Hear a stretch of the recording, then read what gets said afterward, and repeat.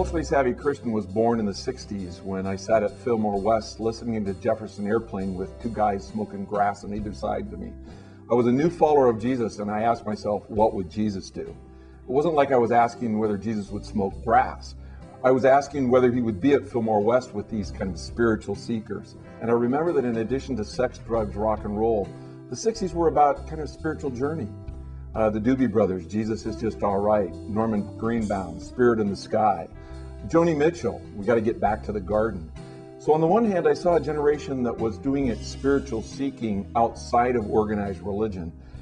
And on the other hand, I saw a church that was kind of withdrawing from those long-haired, grass-smoking freaks, or doing combat with them, breaking the Beatles albums.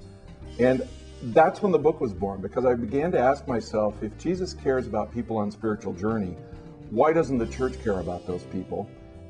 American popular culture, which in the 60s we thought was going to turn out to be this great, rich, intellectual, artistic place, has turned out to be characterized by entertainment, which is diversion, amusement, which is mindlessness, celebrity, Paris Hilton. It's not about great art or ideas. It's about marketing and making a lot of money. It's really interesting when we look at how celebrity functions in American life and culture. Because celebrity actually, in a strange sort of way, is a way of fulfilling spiritual longings. I mean, we're all looking for something transcendent in life. And celebrities have become those transcendent figures. As a matter of fact, there have been a lot of studies that show that in a certain way, celebrity is a form of worship, where we have these completely other people who we admire and look up to. It used to be that celebrity was something that was accomplished when you accomplished something. We shouldn't be aspiring to be like most of today's celebrities, but we still do because we have this longing for the transcendent.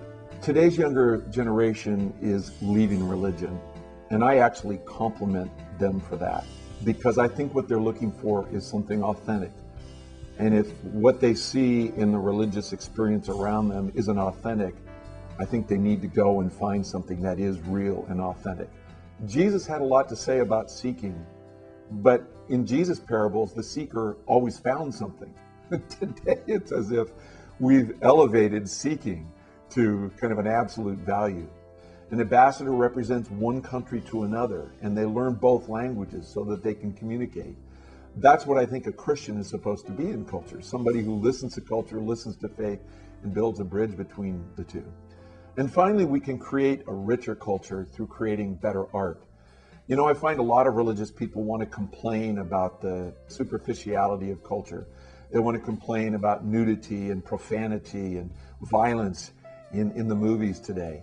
I love what Michelangelo said. He said, "My art is my critique."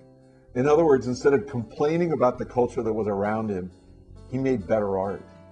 And I think people of faith need to stop complaining about the culture they're in and start making more serious contributions to it. Today's Christianity is caught up in making money off of a parallel universe. We have our own music, we have our own publishing companies, we have our own bookstores, we even have our own cruises, so you don't have to hang around with all those pesky Christians. This is not the way Jesus intended it to be. Jesus intended to transform people so that we could enter the world as a loving, transforming presence. Jesus came to love the world, not to condemn the world.